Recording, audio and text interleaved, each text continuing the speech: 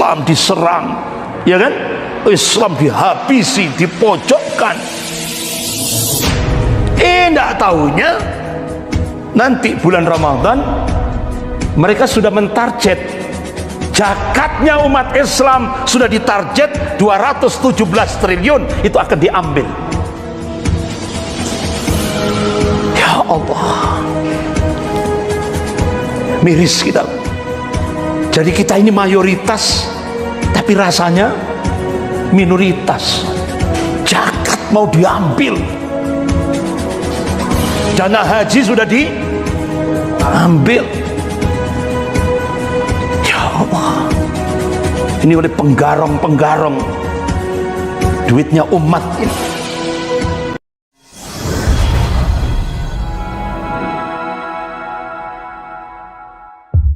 Bapak-bapak, ibu-ibu yang dirahmati Allah. Yang ketiga, media informasi dan berbagai bentuk dan gaya bahasa dijadikan alat untuk mencabut akidah Islam dari akarnya. Jadi makanya bapak-bapak, ibu-ibu yang dirahmati Allah, media informasi di Indonesia ini hampir 90% sudah dikuasai 9 naga. Ini sudah fakta. Makanya benar-benar kita harus hati-hati.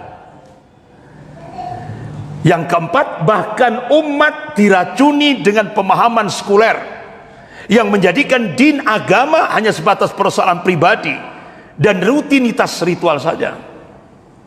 Jadi sekarang ini Pak, sejak 2014, sejak Presiden Jokowi, ini sistem pemerintahan sekuler berselingkuh dengan kelompok Islamofobi. Dari kelompok yang sangat benci terhadap Islam dan kaum muslimin. Ini yang terjadi di Indonesia. Sehingga akhirnya apa yang terjadi, bapak-bapak, ibu yang dirahmati Allah, sampai hari ini di Indonesia, kalau ada orang yang melecehkan Allah, melecehkan Rasulullah sallallahu alaihi wasallam, melecehkan Al-Quran, melecehkan Islam, melecehkan ulama, bebas, tidak akan ditangkap. Tapi kalau ada orang yang melecehkan pejabat, langsung ditangkap dan langsung dijerat hukum pidana.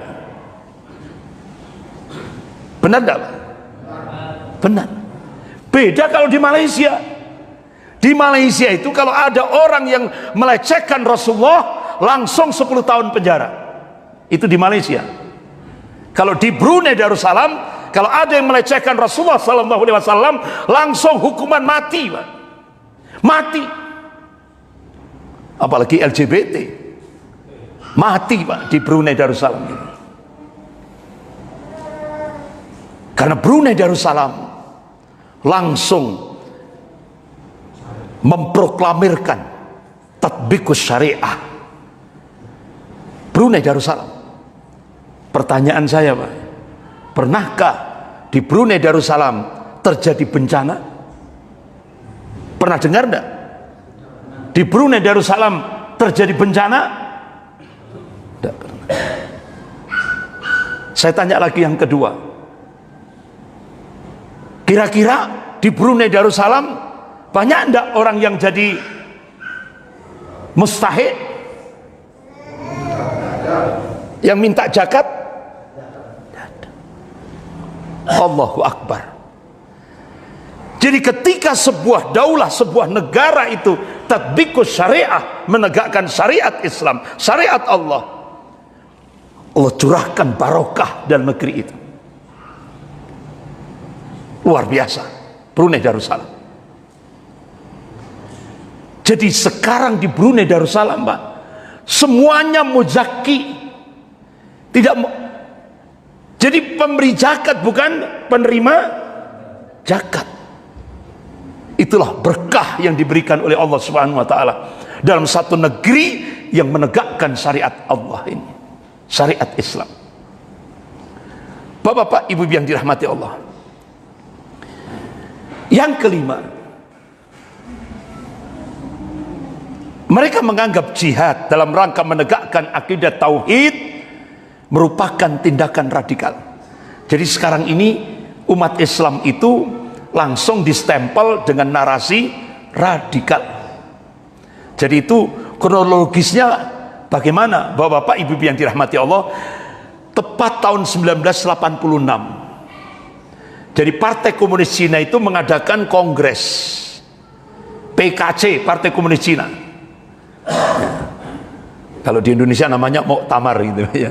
Jadi ini kongres Partai Komunis Cina tahun 1986. Jadi waktu itu yang dibahas bagaimana invasi ke Indonesia, negeri yang jumlah penduduk muslimnya terbesar seluruh dunia. Akhirnya dibahas, diteliti, ada 3 hambatan. Partai Komunis Cina terhambat oleh 3 ini. Yang pertama yaitu TAP MPRS nomor 25 tahun 66 tentang pelarangan ideologi komunis. Yang kedua, ideologi Pancasila yang itu merupakan musuh komunis juga masih kuat. Yang ketiga, umat Islam yang anti komunis itu masih kuat. Nah, akhirnya Bapak-bapak Ibu yang dirahmati Allah, dari 3 hambatan ini, 3 tembok ini, akhirnya Partai Komunis Cina menganggap yang paling bisa didobrak, yang paling bisa dilemahkan, poin yang ketiga, umat Islam. Bagaimana caranya? Yang pertama yaitu pakai narasi radikal. Jadi langsung umat Islam dituduh radikal. Umat Islam radikal, masjidnya radikal, Al-Qur'annya radikal, lembaga pendidikan Islamnya radikal, semuanya radikal, pakaiannya radikal, semuanya radikal, sampai PAUD anak umur 3 tahun juga radikal. Benar tak? Ya. Semuanya radikal. Artinya apa? Hakikatnya Islam itu radikal menurut Cina. Kemudian strategi yang kedua, min amplopi bin bolus, gitu. Pakai strategi snuk hogronya, pecah belah, satu diangkat, satu diinjak, satu diangkat, satu diinjak. Nah, ngangkatnya itu pakai apa, Pak? Bolus. Berapa DP-nya? DP-nya 1,5 triliun. Yang disiapkan berapa? 20 triliun. Untuk adu domba sesama kaum muslimin. Kira-kira yang diadu ini mau enggak kira-kira kenyataannya di Indonesia, Pak? Mau, Pak. Karena fulusnya DP 1,5 triliun. Sudah dikasih enggak DP-nya? Utang, Pak. Diutangi, ya. Sudah kadung masuk, sudah kadung, ya kan, utang masih diutangi. Jadi DP-nya 1 untuk mengadu domba sesama kaum muslimin. Ini Bapak-bapak Ibu yang dirahmati Allah, inilah strategi untuk menguasai Indonesia. Bapak-bapak Ibu yang dirahmati Allah, sehingga akhirnya apa yang terjadi? Kita masih ingat peristiwa Andalusia. Umat Islam Andalusia itu mayoritas seperti di Indonesia, Pak. Mayoritas, ya, Andalusia. Kenapa padahal umat Islam di Andalusia itu bangunnya 800 tahun? Sehingga jadi al-hadrah Islamnya, peradaban Islam yang megah. Sementara Eropa miskin terbelakang. Luar biasa, Pak.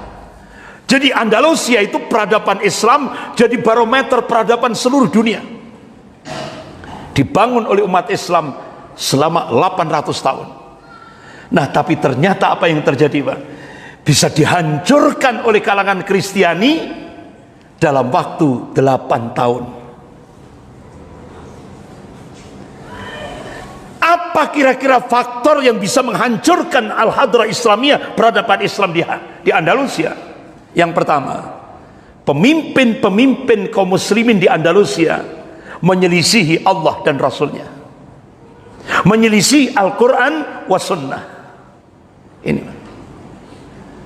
padahal kita diingatkan oleh Allah, a'udzubillahi minasyaitonir rajim, wa may ya'sillaha wa rasulahu faqad dhalla dhalalam mubin. Barang siapa yang menyelisih Allah dan Rasulnya, maka sesungguhnya dia itu sesat, ya. Dan kesesatan yang nyata. Jadi Allah sudah mengingatkan itu. Bahkan Rasulullah menegaskan, qala Rasulullah sallallahu alaihi wasallam, wa ju'ila dillatu was-sagharu 'ala man khalafa amri. Akan dijadikan hina, akan dijadikan rendah manakala menyelisih perintahku, kata Rasulullah sallallahu alaihi wasallam. Akhirnya apa yang terjadi, Pak? Tahap demi tahap Andalusia melemah. Nah, akhirnya tahap kedua muncullah penyakit hubbud dunya wa karahiyatul maut. Ini sudah menghinggap di tengah-tengah pemimpin-pemimpin kaum muslimin di Andalusia. Sebagaimana kita diingatkan oleh Rasulullah sallallahu alaihi wasallam, qala Rasulullah sallallahu alaihi wasallam, yusiku an tada'alaikumul ummamu min kulli ufukin. Hampir-hampir umat-umat kafir itu saling menyeru, saling ngajak-ngajak untuk menyerang kalian, min kulli ufukin, dari segenap arah, dari segenap penjuru. Kama tada'akalatu ala qas'atiha. Kalian itu seperti makanan qas'atiha, di atas mangkok yang kecil yang jadi rebutan orang-orang yang lapar. Sahabat tanya, qulna ya Rasulullah, amin qillatin bina nahnu yauma idzin. Ya Rasulullah, apakah posisi kami pada saat itu minoritas? Apakah jumlah kami sedikit? La, tidak, kata Rasulullah, bal antum yauma idzin katsir. Kalian mayoritas, jumlahmu banyak. Ya, seperti di Indonesia ini. Walakinnakum kutsa'un ka kutsa'it tair. Tapi kualitasmu seperti buih. Buih. Apa bahasa Jawanya? Untuk. Artinya tidak punya prinsip, tidak punya jati diri, mudah diombang-ambingkan oleh musuh-musuhnya. Nah, Al-Imam Ibnu Hajar Al-Asqalani rahimahullah, ketika beliau mengkaji hadis ini bukan justifikasi, bukan pembenaran, bukan, tapi ini warning, peringatan dari Rasulullah, jangan sampai umat Islam ini punya kualitas seperti buih. Nah, kalau umat Islam kualitasnya seperti buih, Rasulullah mengingatkan, memberikan peringatan yang cukup keras, walayan taji'annallah min suduri aduwakum al-mahabbata minkum. Sungguh Allah akan mencabut rasa takut dari hati musuh-musuh kalian. Jadi rasa takutnya orang-orang kafir itu dicabut sama Allah. Walayakdifannallah fi qulubikumul wahan, dan Allah akan mencampakkan al-wahan di dalam hati-hati kalian. Sahabat tanya, ya Rasulullah, wa mal wahan? Apa yang dimaksud al-wahan? Qala hubbud dunya wa karahiyatul maut. Cinta dunia dan takut mati. Bapak-bapak, ibu-ibu yang dirahmati Allah. Jadi kalau sudah penyakit terlalu cinta dunia dan takut mati, takut resiko perjuangan, ini sudah menghinggap di tengah pemimpin-pemimpin kaum muslimin saat itu sudah. Rasa takutnya orang kafir itu dicabut sama Allah. Kira-kira di Indonesia nyata enggak? Nyata, Pak. Coba lah, Pak, sampai kita itu berjuang mulai dari bawah untuk membangun ekonomi syariah, ya kan? Ya Allah, sekarang ekonomi syariah yang dibangun oleh kaum muslimin seluruh Indonesia dengan perjuangan yang itu lelahnya luar biasa, sekarang langsung dicaplok oleh 9 naga. Sehingga akhirnya 9 naga mendirikan menara syariah di di Pantai Indah Kapuk. Tidak ada satupun tokoh Islam, pakar syariah yang diundang untuk membangun, melonceng menara syariah di Pantai Indah Kapuk. Ya Allah, miris kita. Kalau yang diundang minim Dr. Safi Antonio, ya kan, pakar ekonomi syariah, Profesor Didin Hafiduddin, ya kan? Nah, itu pakar syariah, tidak ada satupun. Ya kalau umpama paling tinggi lah Kiai Haji Ma'ruf Amin lah gitu ya, sebagai wakil presiden, itu diundang lah Karena beliau pakar ekonomi syariah, ya kan? Yang muncul pada saat launching menara syariah, pembangunan menara syariah, Luhut. Orang kafir yang sangat anti terhadap Islam. Jadi artinya ekonomi syariah ini sekarang dikendalikan oleh mereka. Bahkan kita lihat bahwa Bapak Ibu yang dirahmati Allah, Islam diserang, ya kan? Islam dihabisi, dipojokkan. Tidak tahunya nanti bulan Ramadan mereka sudah mentarget zakatnya umat Islam, sudah ditarget 217 triliun itu akan diambil. Ya Allah, miris kita.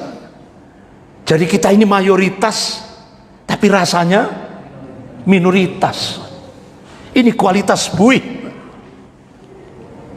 Miris kita. Sampai ekonomi syariah dikuasai Cina. Zakat mau diambil. Dana haji sudah diambil. Ya Allah. Ini oleh penggarong-penggarong duitnya umat ini. Inilah kondisi.